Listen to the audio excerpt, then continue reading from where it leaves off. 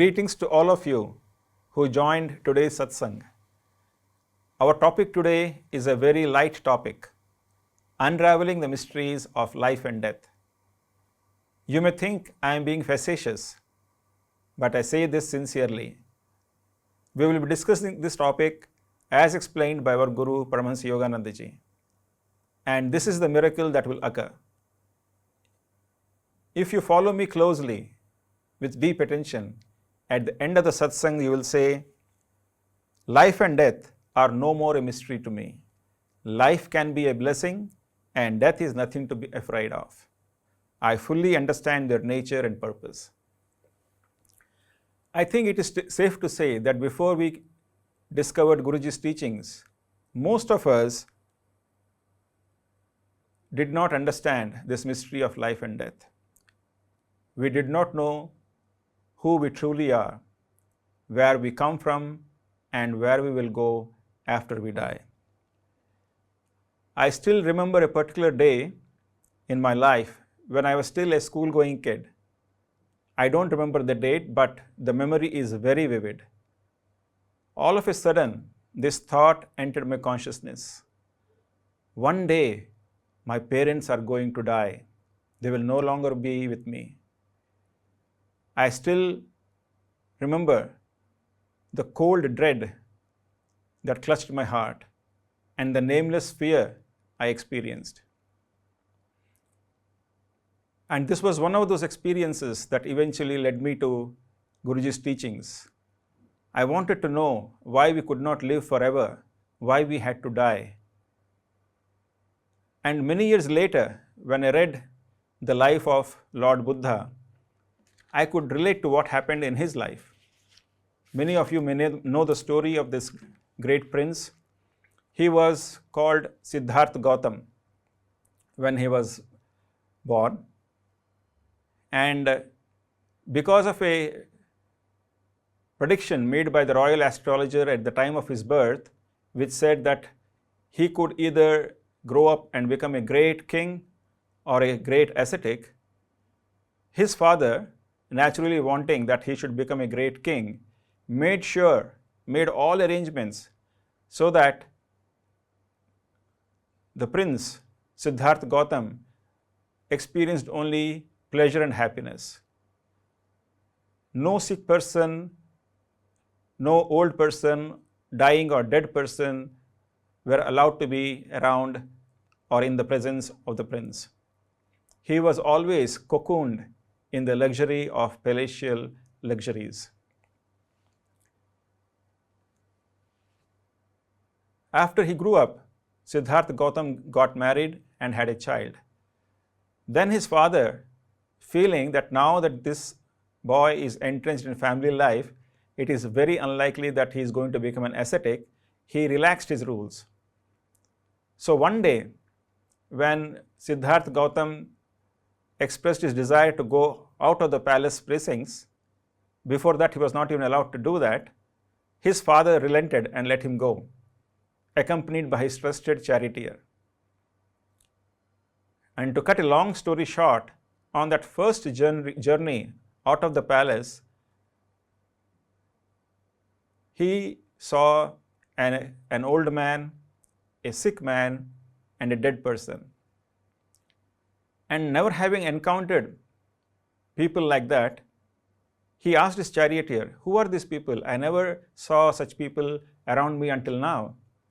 And then the charioteer explained to him that every person's body has to go through these stages of sickness, old age, and eventually death.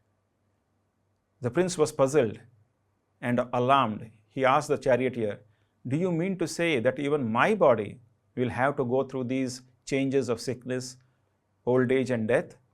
And the charioteer looked at the prince sadly and said, "Yes, my dear prince, even your body will have to go through these changes." This experience prompted Siddhartha Gautama to give up his princely pleasures and take up a life of renunciation. And after searching and seeking the solution, the answer to the mystery of life and death for many, many years, eventually he obtained enlightenment and was called Lord Buddha. The reason I am recounting this story is to make the point that each one of us, every one of us, encounters this mystery sometime or the other in our life. The thought crosses our mind, what is going to happen to me? What is going to happen to my dear ones? So we all have to face our own mortality at some point or the other. But most people just accept it and move on. They don't try to think too deeply or try to get an answer for that puzzle, for that mystery. And it is easy to understand why this is so. Because there are no easy answers. The answer is not apparent. Because life and death, they are shrouded in deep mystery. They cannot be unraveled by intellectual analysis or reasoning or by reading books. Only through direct experience can one unravel this mystery. But that takes a lot of effort and time. So people give up. But fortunately for us, our Guru, Paramahansa Yogananda ji, and his Guru, Swami Sri Yukteswar ji, have given us deep insights into the meaning and purpose of life and death. Today we will be discussing what they have taught us, and these insights that they give us, they are not based upon intellectual reasoning, but direct perception of truth through intuition. So let us begin with what Guruji has to say about life and death. This is what he says. He says, I behold life and death like the rise and fall of waves on the sea. At birth, a wave rises from the surface, and at death, it sinks into sleep in the bosom of God. I have realized this. I know I can never die. For whether I am sleeping in the ocean of spirit or awake in a physical body, I am ever with him. But what is the purpose of life if we have to eventually sink back into God? Answering this question, Guruji says, our great whirling planet, our human individuality were not given to us merely that we might exist for a time and then vanish into nothingness, but that we might question what it is all about. To live without understanding the purpose of life is foolish, a waste of time. The mystery of life surrounds us, and we were given intelligence in order to solve it. So Guruji is pointing out that this is a mystery that God has placed before man. And it is the purpose of human life to solve this mystery. But what is it that most of us are using our life for? I found this poster in a gift shop. It was hanging on the wall of that gift shop. It said, Dear God, please grant me another life. This one was all used up by Facebook and WhatsApp. A vast majority of people think that our existence begins with the birth of the body and ends with the death of the body. And this is quite understandable because this is what we observe. We don't know anything different. However, in his book, Autobiography of a Yogi, Guruji says, many yogis are known to have retained their self-consciousness without interruption by the dramatic transition to and from life and death. So, many yogis have known. If man be solely a body, its loss indeed ends his identity. But if prophets down the millennium speak with truth, man is essentially a soul, incorporeal and omnipresent. So here Guruji is clearly telling us that our existence does not depend upon this human life, this human body, and does not end with human death, the death of this human body. We as the souls are immortal. And what we may not realize is that each one of us has gone through many thousands of such cycles of life and death. So, life and death are not new to us. We are veterans at this game. We have all gone through this many times. In fact, Guruji said that he remembers many of his previous incarnations, and there are several highly advanced souls who recall their previous incarnations. So we have gone through this cycle of life and death many, many times. And some of us have gone through this so many times that we now want to get off this merry-go-round. We want to be free. We want liberation. And therein is the seed for the desire to get liberation. When the soul goes through these cycles of life and death repeatedly, eventually it realizes that this is not my home, this is not where I can find what I'm looking for. And eventually it makes its way back to God. It unravels the life, the mystery of life and death. So let us understand how Guruji explains what human life is and how it is different from our true nature, which is the soul. Guruji keeps reminding us that we are not the body, but we are the soul. The soul is a wave in the sea of God's consciousness, of universal consciousness. It is eternal, immortal, and incorporeal, meaning it doesn't have a body. So our true nature is what? We don't have a body. We are a wave of consciousness, a spark of the divine fire. At the time of birth, attracted by our own desire to have a human body, the soul enters the zygote, the primal cell which is formed when the sperm unites with the ovum. And along with it, it brings two bodies, a causal body and an astral body. And this astral body is a body made of prana or life energy. And it is this prana, this life energy, this life force that creates this body and maintains this body. So explaining this relationship between the soul, the ego, prana, and the physical body, Guruji writes, prana is an intelligent force, but has no consciousness in the empirical nor transcendental sense. It is the basis of the empirical consciousness, but soul is the conscious unit. Soul through ego dictates, and prana, its servant, obeys. Prana, neither grossly material nor purely spiritual, borrows from the soul its power of activating the body. It is the power lodged between soul and matter for the purpose of expressing the former and moving the latter. So this is the link, the prana. Life force is the link between the soul and our physical body. The soul can exist without prana. So we are not even the prana. We are the wave of consciousness, because the soul can exist without prana. But the prana in the body cannot exist without a soul as its substratum. So in other words,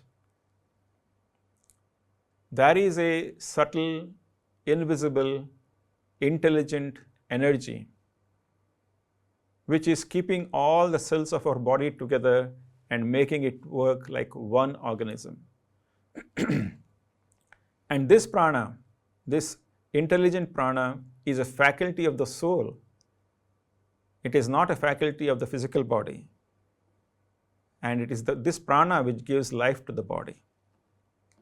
And to make us understand this better, Guruji gives another analogy. He says, prana is like electricity, but with a big difference. He says, as there is a difference between animals and human beings, so there is a difference between electricity and life force. Electricity produces light if you introduce it into the bulb of a lamp. But electricity does not create that bulb. The consciously intelligent life energy grows its own bulb. So that is the basic difference. This prana creates the body and also maintains it and also enlivens it. makes it move and express itself. From the union of one little sperm cell and an ovum, the life force that enters that primal cell at conception, along with the soul, grows an entire complex and harmoniously constructed body. So it is the soul using the prana that builds this body. The body on its own has no entity, has no existence. So let us pause here and try to understand what Guruji is saying. He is saying that the life is because of the prana, which is a faculty of the soul. The life is not inherent in the physical body. This body is nothing but a collection of chemicals. If this life force exits the body, this body again dissolves, again breaks down into its constituent elements. So the body on its own has no reality. It is a soul which gives the reality to the body. That is why we need to keep reminding ourselves, I am not the body, I am the soul. I am not the body, I am the soul. There is another delusion that we are kept alive by food and oxygen and other things essential for the human body. But Guruji says that we are actually kept alive by God's power. He says, this bodily prana is continuously reinforced not only by gross sources such as food and oxygen, but primarily by the universal prana, the cosmic energy which enters the body through the medulla. So in fact, it is not just our will, our prana which keeps us alive, it is also God's universal prana which is keeping alive every human being. Not only human being, but every living being on this planet. So in other words, this human life is a divine gift, a gift given to us by God for a specific purpose. So this question comes to our mind, what is this purpose? What is the purpose of this human life? You know, we all are very familiar with the standard pattern of life. We are born, we have a childhood, then we progress to the stage of youth, then we get married, then a family, and then old age, retirement, and eventually death. And in between, we have kids and grandkids and so on. So there is a story as to how this came about. I would like to read this story rather than narrate it for its effect. So the story goes like this. On the first day, God created the dog and said, sit all day by the door of your house and bark at anyone who comes in or walks past. For this, I will give you a lifespan of 20 years. The dog said, that is a long time to be barking. How about only 10 years and I will give you back the other 10? So God agreed. On the second day, God created the monkey and said, entertain people, do tricks, and make them laugh. For this, I will give you a 20-year lifespan. The monkey said, monkey tricks for 20 years? That's a pretty long time to perform. How about I give you back 10 like the dog did? And God agreed. On the third day, God created the cow and said, you must go into the field with the farmer all day long and suffer under the sun, have calves, and give milk to support the farmer's family. For this, I will give you a life of 60 years. The cow said, that's kind of a tough life. You want me to live for 60 years. How about 20? And I will give you back the other 40? And God agreed again.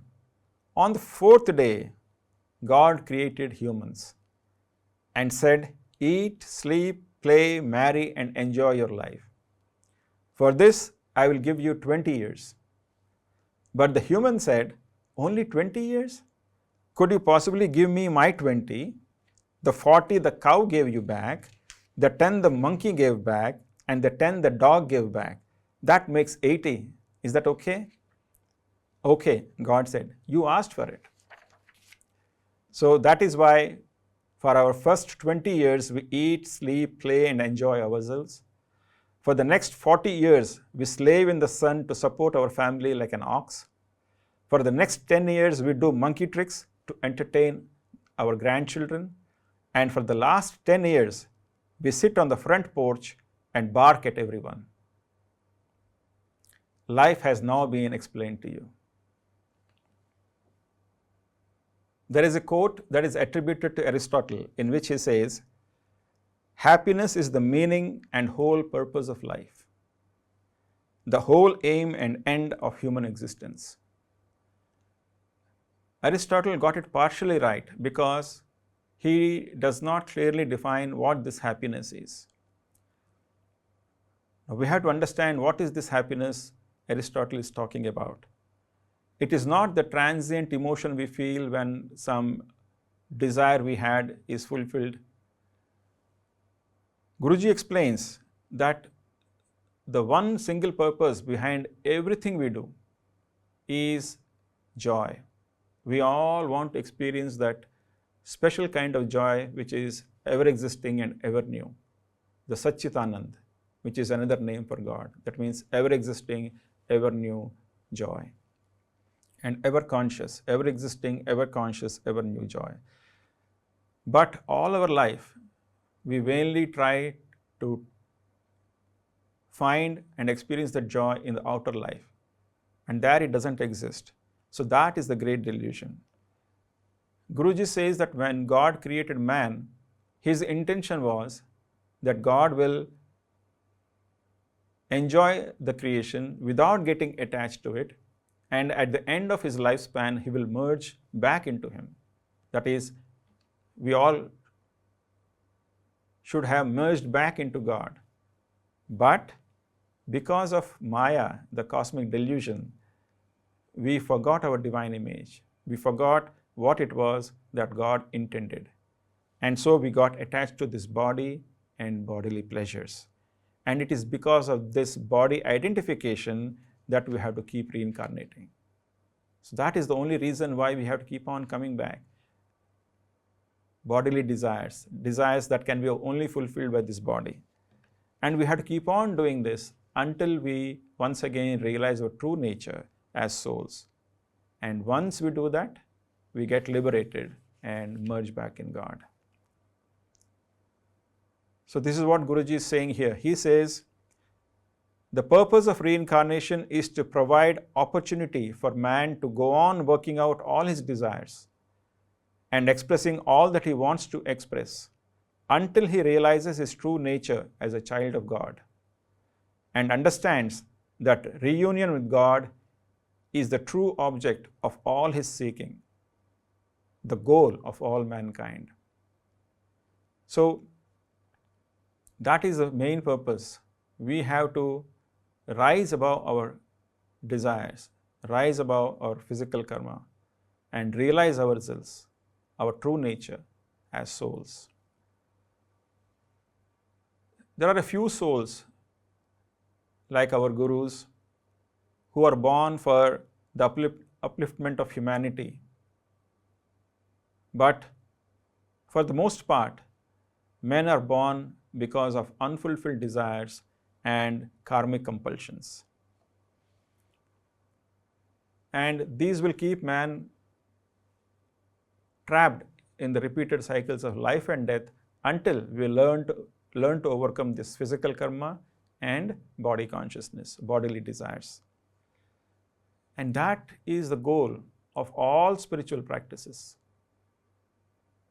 And Guruji has told us that the fastest way to rise above body consciousness, the fastest way to overcome physical desires and burn our physical karma is by practicing the science of Kriya Yoga. And what is this Kriya Yoga? It is the highest technique of pranayama, or a meditation technique that has been given to mankind in this age. And it rapidly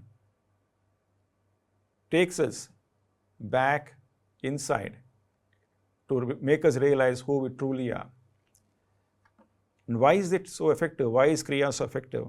That is because Kriya is a technique by which the consciousness ascends by the same path that it descends.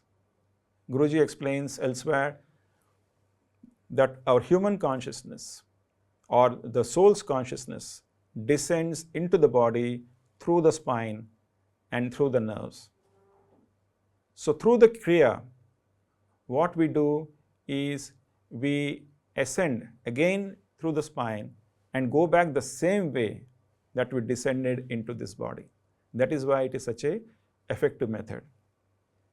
And Kriya acts directly on the main reason why our soul is trapped in this body, and that is prana.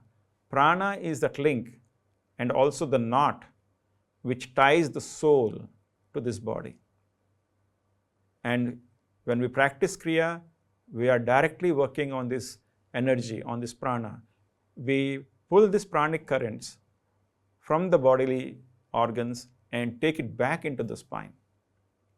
And so because it acts directly on the spine, it produces immediate results. And when we are able to practice this Kriya successfully, we experience a deep joy, a deep bliss, a kind of joy which is not found in this outside world, a kind of joy that is not found in sensory pleasures. And when we experience that joy, we have something to compare with the joys given with the outside world. And we realize that the joy that we feel in meditation is far superior to what this world can give. And gradually, as we practice Kriya, our material desires get reduced and we overcome our material desires and our body consciousness. So that is why Kriya is so effective in taking us back to our cosmic home, to making us realize who we truly are, souls. And the nature of the soul is ever conscious, ever existing, ever new joy. And that is why the purpose of human life is to find that God, find that bliss, which we have been seeking for incarnations. Guruji says, the purpose of life is to find God. Under no circumstances allow yourself to become buried in the debris of mortal habits and limitations and all the other humiliating experiences of delusion. Use your determination to wrench your will free and attain mastery over your body and the universe. In the development of your will lies the ability to discover the hidden image of God within you.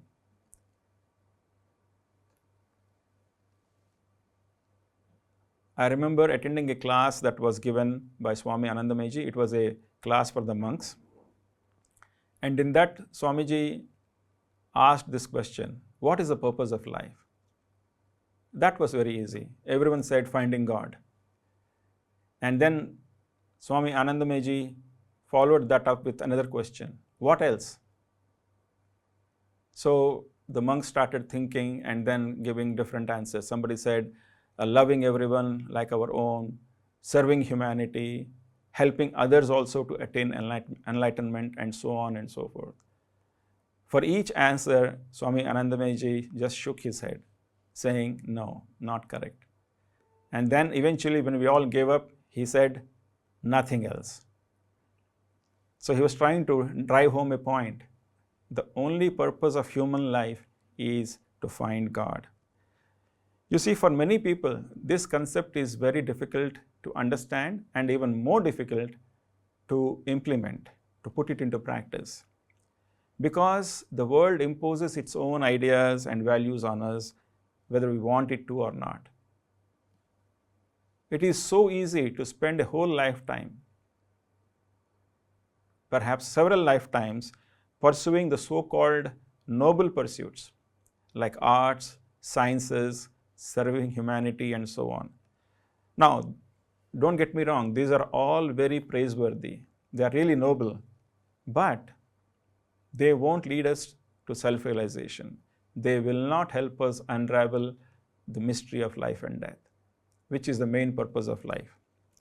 For that, Guruji said, the only answer is meditating deeply and developing an intense love for God.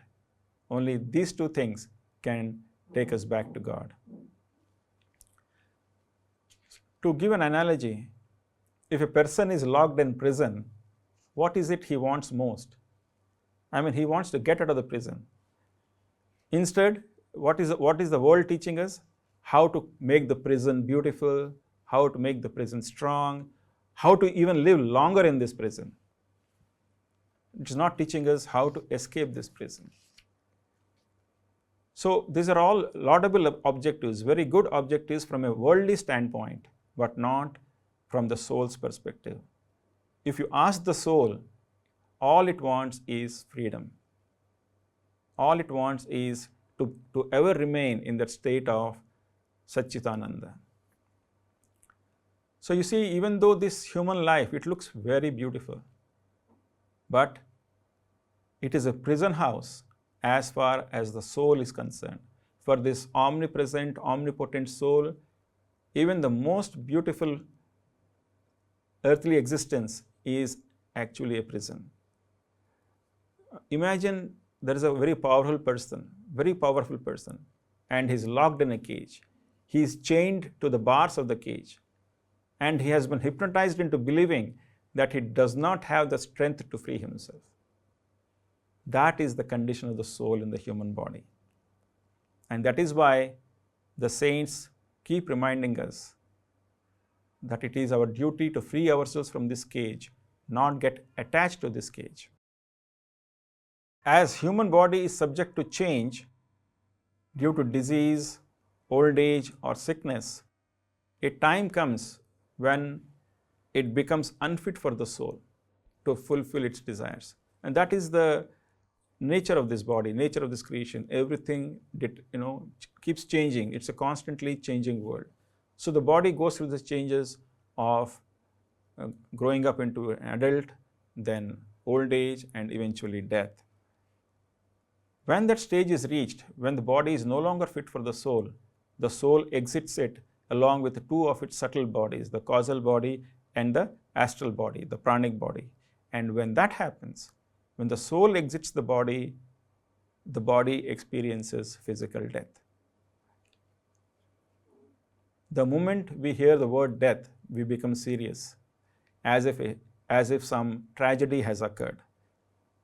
But if death is a release from a prison, then is it a tragedy? I think maybe it is high time we used a more accurate word for it, like maybe parole or vacation or release. Then maybe when we use that word, we won't become so serious and grim whenever we use the word death or whatever the word we use in that place. So you see, ordinarily people are happy when a person is born, and they weep when a person dies. But a soul does the opposite. It weeps when it reincarnates, and it is happy when it is released. Only we are not aware of that. Mark Twain, that great American writer, author, he had a great sense of humor. And he said once, "Why is it that we rejoice at birth and grieve at a funeral? It is because we are not the person involved." So apparently he had a deep insight into the mysteries of life and death. At another time he said, "Pity is for the living, envy is for the dead." So we need not pity the dead, rather they may be pitying us. We have to understand this nature. What is this nature of death? If you look at a dead body, it doesn't look any different from a body that is alive, except that the heart is no longer pumping, the body is no longer breathing. Everything else inside is exactly the same, but something is missing, and that something is the soul. So Guruji tells us that at the time of death, all that happens is the soul exits this physical frame along with the causal body and the astral body. And once that soul is not there and the life energy is not there, then this body, which is actually a collection of chemicals, in the lack of that energy which was keeping all these cells together, it disintegrates. and that is physical death. So, what we need to remember is, as souls, we don't die at the death of the body. We only change our residence, from this physical plane to another dimension, the astral plane. This body is only a temporary residence for the soul, like a wayside motel where it has been living for a few years and then moves on. But even though intellectually we may understand this, each one of us has a natural fear of death. And there is a reason for that. And this is experienced not only by us mere mortals, but even by the greatest of saints. Guruji writes, Patanjali was the author of the treatise of Yoga Sutras on Raj Yoga. Patanjali points out that even great saints feel attachment to the body on the last day and are loath to leave it. My Guru, Swami Sri Yukteswar Ji, explained that the hesitancy to leave the body at death is comparable to the experience of a long-caged bird that fears to soar out of its prison into the sky vastness. So, we all know that if a bird that has been caged for many years, for a long time, even if you open the door of the cage, it hesitates to fly out because it doesn't know what is going to happen to it in that vast unknown. Similarly, it is a fear of the unknown which is the main reason for the fear of death. So, it is okay to fear death, but when we are able to understand and assimilate Guruji's teachings, we realize that we can be brave enough to face it. So, let us understand why is it that we fear death. One, it is hardwired into our nervous system. It is the survival instinct. It has been given so that we take care of this body. If we did not have the fear of death, we would be putting this body in harm's way every day. So, it is hardwired into our system. So, that is why it is natural to have that feeling of fear. And also because of ignorance. Part of the reason is we do not know what is going to happen. Do I just go into oblivion? Do I no longer exist? Or if I exist, then what is going to happen to me? So that is another reason why we fear death. And also because of attachment. We are attached to this body, we are attached to our possessions, our family, and we have to let go. At the time of death, nothing comes with us. We come alone, we go alone. And we are not used to this. We have been used to living in a family, in a community. So again, that attachment is what causes that pain, which is an emotional pain, a psychological pain at the time of death.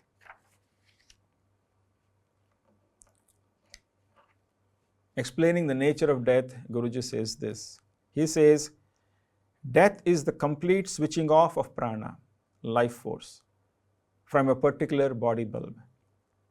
It is a state of passive, involuntary relaxation brought on by disease, accident, or sorrow.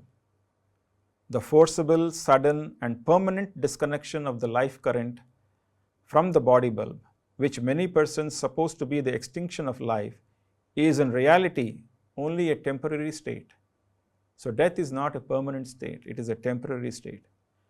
It is not the end of things, but a transfer from physical experience in the gross domain of changeable matter to purer joys in the astral realm of multicolored lights. So I repeat that. It is a transfer from physical experiences in the gross domain of changeable matter to purer joys in the astral realm of multicolored lights. When put like that, death doesn't seem that bad at all, does it? I mean, who doesn't want to be in a realm of multicolored lights, of purer joys? We all want that. Again, elsewhere, Guruji says, death gives soul actors new robes in which to enact new dramas on the stage of life. In the words of Lord Krishna, and this is from the Srimad Bhagavad Gita. Just as an individual forsaking dilapidated raiment dons new clothes, so the body encased soul, relinquishing decayed bodily habitations, enters others that are new. It is as simple as that. When one dress gets old, gets torn, becomes unusable, we throw it and put on a new dress. So also the soul does with the body. When the body becomes old, broken, unusable, it discards it and puts on a new body.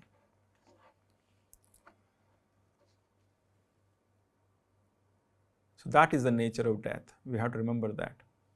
So death, in fact, is a renewal. It is not extinction. It is a renewal. Now, it is natural to fear our own death, but sometimes we fear even more the death of our dear ones, our family members. And when a dear one dies, sometimes we become inconsolable. Even Guruji was heartbroken when his mother died. Of course, we have to remember that at that time, Guruji was only 8 years old. And he describes his experience of that event. He says, I collapsed into an almost lifeless state. Years passed before any reconciliation entered my heart. So he was grieving for his mother for many years. Storming the very gates of heaven, my cries at last summoned the Divine Mother. But Guruji used that grief in a positive way. He kept appealing to the Divine Mother, please explain, why did you take away my earthly mother? And eventually, he received an answer from Divine Mother, which satisfied his head and heart. At last, he could understand why his mother was taken away from him. And from his own experiences, Guruji is now giving us this counsel, how to handle the death of our loved ones. He says, why do we cry when our dear ones die? Because we sorrow for our own loss. Very interesting. We should remember that. If our loved ones leave us for training in better schools of life, we should rejoice instead of being selfishly sad. For we may keep them earthbound and hamper their progress by broadcasting our own selfish wills. So excessive grieving actually hampers the transition of the soul from this plane to the next. So we are actually doing a disservice to the soul. Guruji continues. He says, the Lord is ever new, and by his infinite magic wand, renewing death, he keeps each created object, each living being, ever manifesting, ever remodeling into a fitter vehicle for his inexhaustible expressions. So, as I said, death is a renewal. He calls it renewing death. Death comes to dutiful men as a promotion to a higher state. It comes to failures to give them another chance in a different environment. So, understood like that, death is a blessing for everyone, those who are successful and those who are failures. So, death is not a curse, it is a blessing. Guruji does not only just give an intellectual understanding of death, but also gives us a practical method of how to deal when we are grieving for our departed ones. So this is what he taught us. He says, if we want to send our love and our goodwill to those who are departed, we can do that. He says, at the end of meditation, we should continue sitting silently, peacefully, and then we visualize that person at our Christ center, at our Kutastha.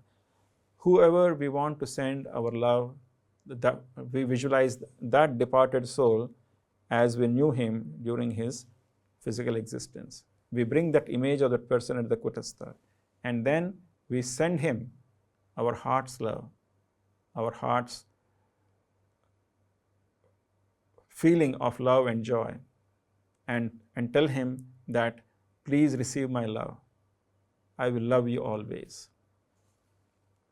And Guruji says, if we keep at it, if we keep on praying like this, visualizing and sending our thoughts of love, our our thoughts of goodwill to that departed soul continuously, then that thought, those thought vibrations reach that departed soul, and he feels that, he experiences that as an upliftment in his consciousness, as an upliftment in his experience of joy.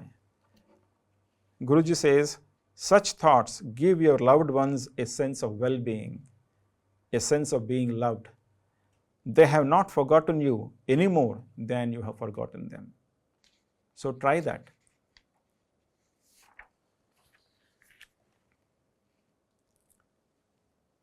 Guruji also tells us that death is not only a release for the soul from the body, but it is also a great teacher. It teaches us many lessons. One lesson it teaches us is that this world does not belong to us. We are just travelers passing through this caravanserai of human life. Lahiri Mahashaya says this, remember that you belong to no one and that no one belongs to you. Reflect that someday you will suddenly have to leave everything in this world. So make the acquaintance of God now. Prepare yourself for the coming astral journey of death by riding daily in a balloon of divine perception.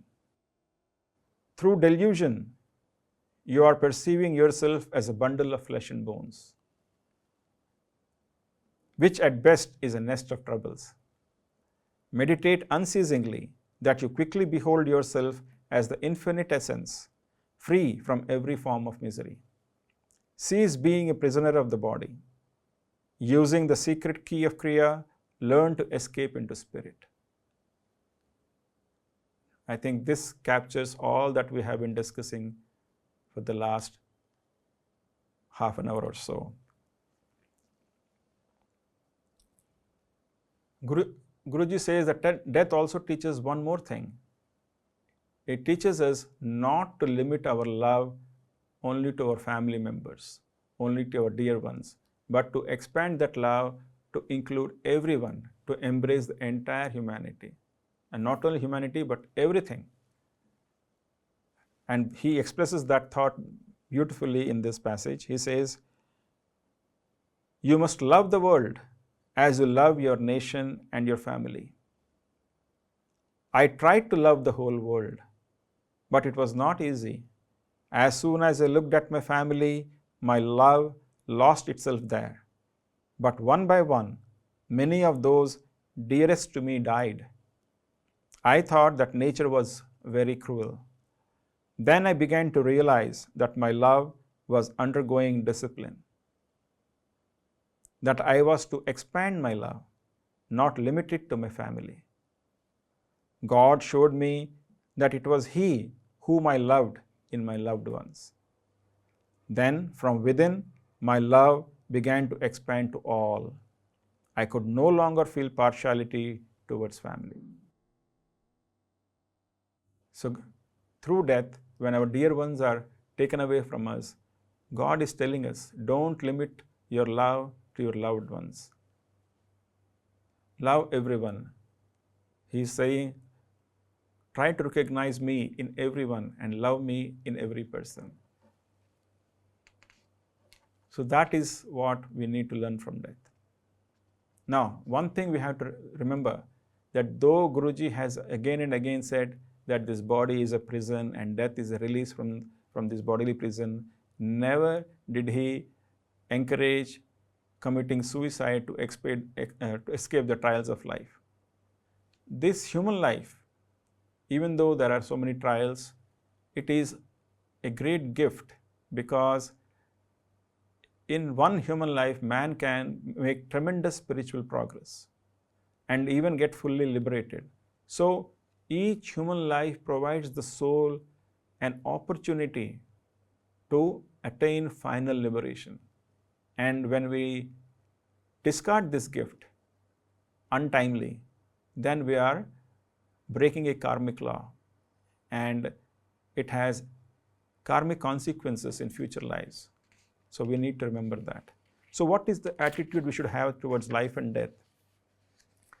The right attitude is we strive our best to live in the conscious presence of God through meditation and God reminding activities. So while we are living, we remain in the conscious presence of God. And when death comes, we accept it as a well-deserved rest after a lifetime of activity. So that is the attitude we should cultivate, we should gradually develop towards life and death. Life is a blessing and death is a release. And Guruji captured this wisdom so beautifully in his chant. Oh, life is sweet and death a dream when thy song flows through me. So what is God's song? It is His joy. It is His loving presence. When in meditation we feel that loving presence flowing through us, flowing through our consciousness, then life and death both are joyous experiences of the same consciousness. It is one continuous consciousness. But this attitude cannot be cultivated or developed overnight. It takes several years of right effort in the form of meditation, right living, right thinking, service, and love. But sometimes it can happen fairly soon too, by God's grace and Guruji's grace, if our karma is good. Now I would like to share the story of one SRF devotee whose life was thus transformed by Guruji's teachings. This story was shared with me by Swami Bhumanandji. Years ago, when Swami Bhumanandji was serving in a temple, he saw a man who used to come to the temple regularly, but his own assessment was that this man was more intellectually oriented and not fully in tune with Guruji's teachings. But then he was diagnosed with terminal cancer and was given 6 months to live.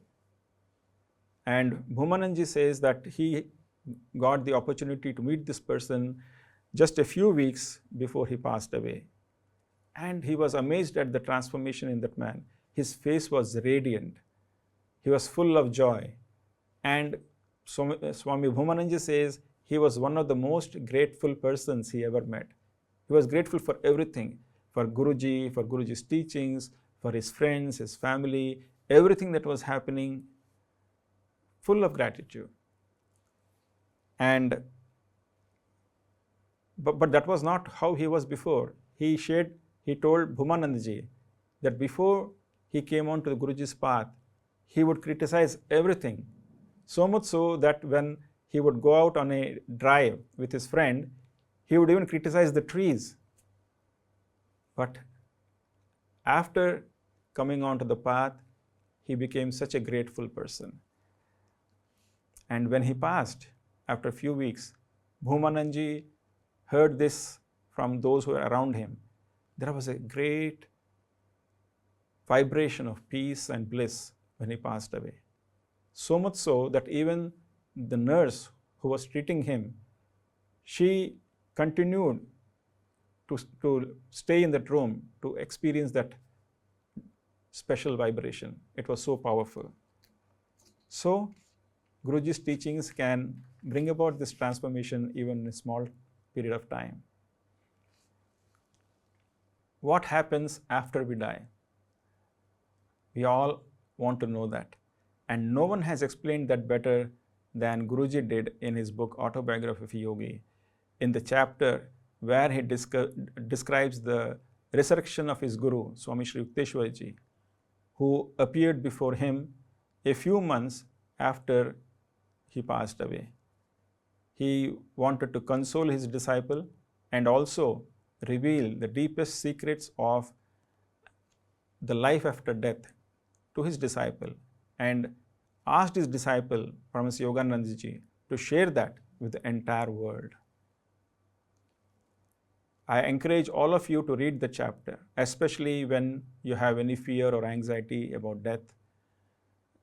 And you will see that once you read that, your fear will just vanish. So it is a very beautiful chapter.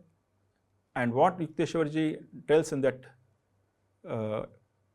tells his disciple during that meeting is that after our body dies, the soul exits the body along with its two bodies, the causal body, which is an ideational body, and an astral body, which is a pranic body, or a body made of life energy. And it moves to another dimension, which is the astral world. And this astral world is a world which is much more harmonious, much more beautiful. And there the soul lives for many years, but eventually, when it is pulled back by its material desires and karmic compulsions, the soul again comes back to earth with a new body. And these cycles of birth and death continue as long as the physical karma and desires remain. When a soul eventually, through the grace of Guru and God, overcomes all physical karma and all human desires, then it permanently remains in the astral world and does not have to reincarnate on the physical plane. And as I said, this astral world is much more perfect, harmonious, and beautiful. And in that astral world, the soul meets all its relatives in all its previous incarnations and realizes that its love for all these souls was actually its love for God. That was God who was loving it through all these souls. And thus it understands the true nature of creation and the relationship between God and all the souls. Now, just like we have physical karma which needs to be overcome before we get liberated from this physical plane, so the soul also has astral karma and causal karma which need to be overcome until before it can be achieve final liberation. So this is in short what Yukteswarji told Guruji in that chapter. So we have covered a lot of ground today. We have learned that we are actually the immortal, incorporeal, omnipresent souls, and we never die. Only the physical body dies.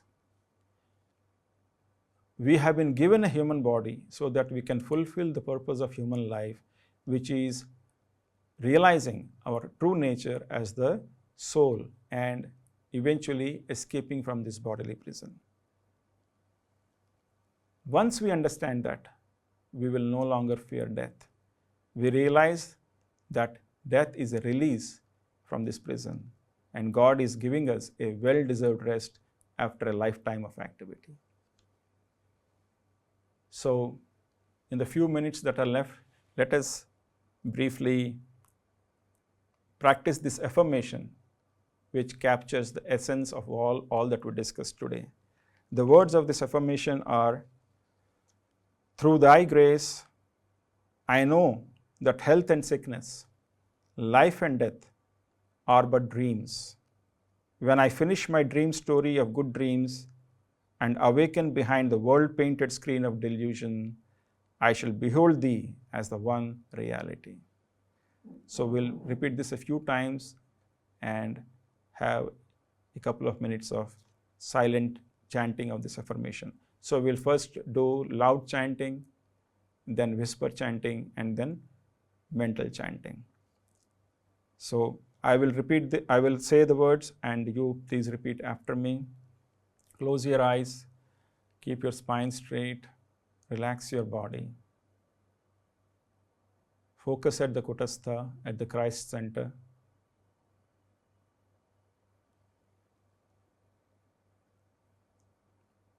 And repeat after me.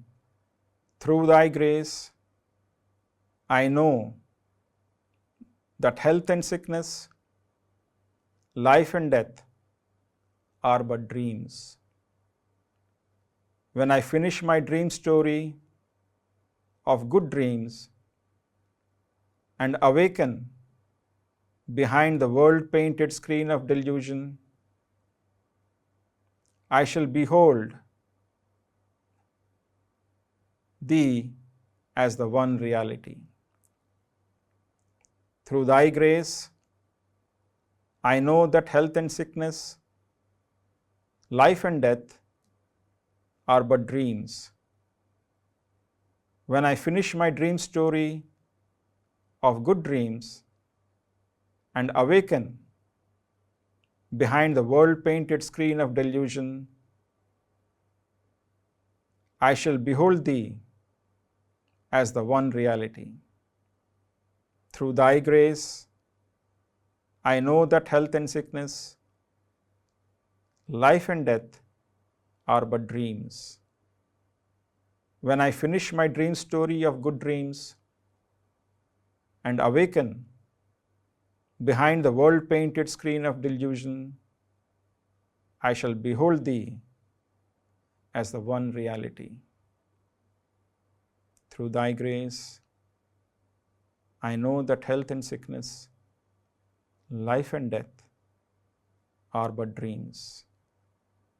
When I finish my dream story of good dreams and awaken behind the world-painted screen of delusion, I shall behold Thee as the one reality. Through Thy grace, I know that health and sickness, life and death are but dreams. When I finish my dream story of good dreams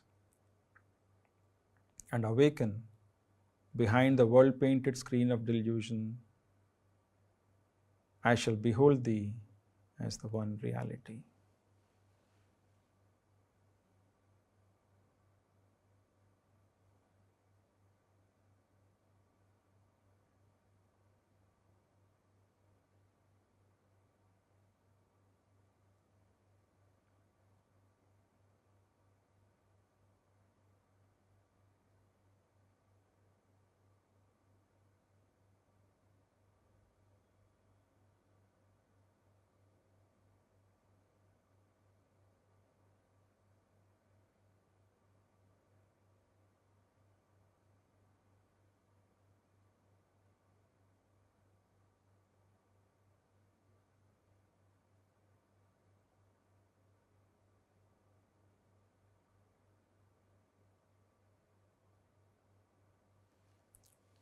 Om Shanti, Shanti, Shanti.